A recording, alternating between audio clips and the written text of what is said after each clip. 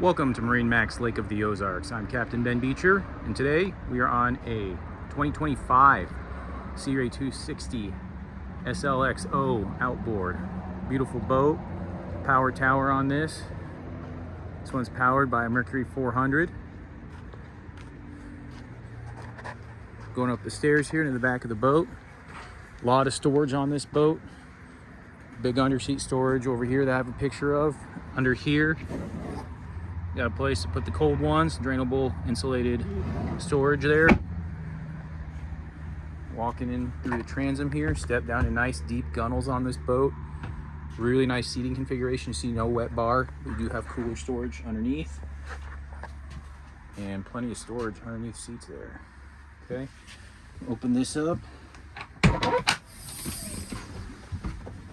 No engine in there, but all your batteries, your vitals, everything's going to be nicely stored in here. Coming around here to the helm,